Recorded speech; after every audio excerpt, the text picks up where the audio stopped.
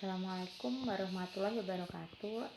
Kali ini saya akan cerita sedikit lah ya tentang pengalaman saya berbisnis, mulai dari laba Rp500 sampai laba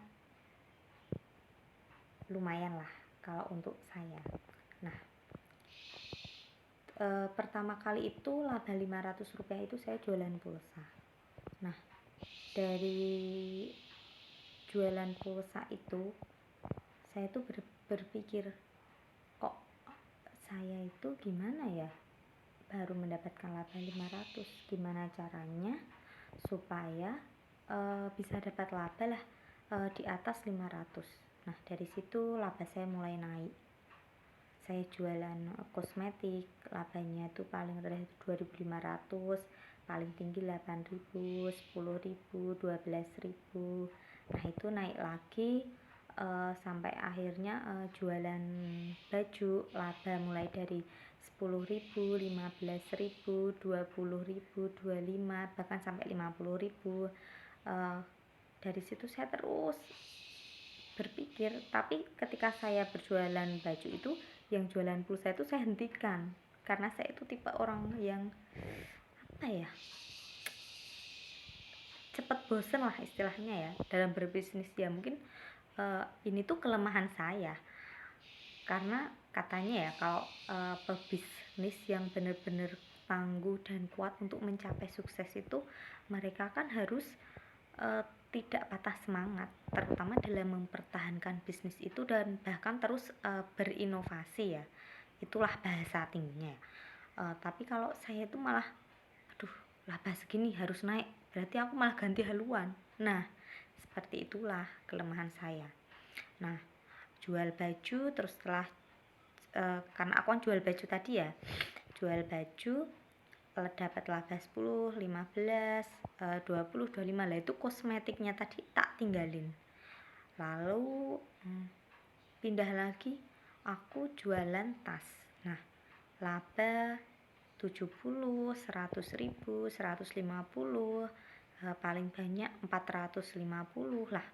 Nah, sampai di situ ternyata karena namanya tas dan di lingkungan ibu-ibu banyak yang ngutang, dan di saat itu saya berpikir, kalau caranya begini sama aja ini modalku ndak balik nanti. Terus aku gimana cara jualan lagi kalau utangnya masih nggak terbayar dari ibu-ibu yang utang tas tadi. Akhirnya dari situ aku mulai bosen. Ya udahlah, lagian aku juga mau fokus kuliahku dulu. Nah, itu waktu S1 ya. Terus di saat itu aku fokus skripsi. Nah, setelah skripsi selesai, namanya anak kuliah kan, kuliah selesai, pikirannya pasti kerja. Nah, kerja, aku berpikir gini ya nggak apa-apa kerja gaji awal sedikit, kan lama-lama nanti kan jadi naik kan. Tapi ternyata kerjaannya nggak sesuai antara kerja dan gaji. Walaupun menurut orang sebenarnya itu kita kalau kerja itu harus dengan hati yang mulia, ikhlas. Tapi namanya orang kerja itu kan kalau antara bayaran nggak sesuai, tetaplah ya begitulah, disimpulin sendiri ya. Nah, sebulan 300.000 kerja, sementara untuk transport 15.000, 15 kali 30, terus sisanya cuma segitu. Untuk kebutuhan sehari-hari kan otomatis nggak cukup. Nah, dari situ aku tuh belajar. Dari situ kan aku sering kumpul-kumpul, punya banyak teman. Sombong dikit lah ya, sebenarnya aku nggak ada teman sih sebenarnya aku sih yang sok kenal. Nah, tapi kan aku harus memanfaatkan waktu. Kalau aku kenal dengan mereka, kenapa kita nggak mencoba untuk berbisnis dengan mereka? Nah, dari situlah aku bertanya-tanya. Mereka itu jualan apa? Dari situ aku pelajari, oh ternyata yang lagi mereka cari itu banyak kan jualan mobil, tanah, sama rumah. Nah, dari situ waduh, aku tuh perempuan, aku jualan itu laku nggak ya? Tapi tuh pikiranku tuh nggak sampai bilang laku nggak ya gitu, karena aku tuh yang ada pikiranku cuma bilang laku nggak laku, terserah lah, yang penting aku coba dulu. Nah, dari situlah aku tuh tetap bekerja gaji 300, tapi aku tuh nyambi itu kerja sambilan jualan mobil tadi.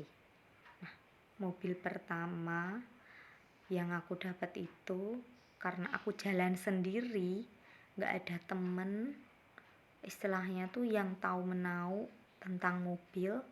Sebenarnya ada banyak yang tahu sih, cuma kan waktu itu kan aku jalan sendiri pertama kali, ya udahlah ya. Dan laba pertama yang ku dapat jual mobil APV tipe terendah, harga pertama 69. Kemudian aku kunego lah ya sama pembeliku sampai akhirnya jadi 63 juta. Kemudian pembayaran deal, tapi DP pertama 5 juta. Di saat itu ternyata pembeliku sebenarnya ingin membatalkan. Kalau membatalkan DP 5 juta hilang. Aduh, saat itu aku pusing. Akhirnya aku bolak-balik, ya ngurusin itulah pertama kali lah. Tapi akhirnya alhamdulillah deal, walaupun balik namanya hampir setahun. Entahlah, aku sendiri juga nggak paham waktu itu masalah balik nama dan sebagainya. Dan fee yang ku terima itu nggak sesuai, 63 juta jual maklarin mobil lah. Kalau ini bukan maklar sih ya, broker lah ya.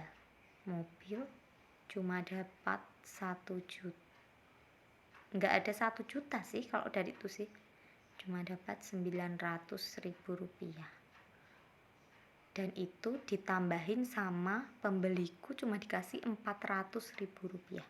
Itu artinya aku cuma dapat 900.000 ditambah tadi itu ya 400.000, berapa? 1.300.000. Nah, dari situ ya udahlah, ini pengalaman pertama. Lalu kedua, setelah itu ternyata ada temanku yang benar-benar lagi butuh uang. Kalau aku manggilnya sih ya intinya sih berteman ya teman. Lalu ternyata lewat tetanggaku tuh chat aku bahwa temanku tuh yang butuh uang tadi tuh mau jual mobil, dan itu udah jadi istilahnya kalau zaman dulu sayembara lah ya. Siapa yang berhasil jualin mobil akan dapat fee-nya lumayan sih. 2 mobil Grand Livina sama sampai lupa pokoknya. Grand Livinanya 73 juta itu ya, akhirnya pertama sih ya Grand Livinanya 75 juta. Terus yang satunya aku lupa itu 135 juta. Nah, lalu aku coba jualin mobil itu. Tuh aku tuh modalnya tuh cuma posting delalah ya, kalau orang bahasa Jawa itu ya, dikirimin foto sama temenku tadi. Karena aku tuh merasa tuh nggak terlalu marem sih ya dengan foto yang dikasih orang, akhirnya aku sendiri datang ke mobil yang mau dijual itu. Aku posting sendiri, aku foto sekitar jam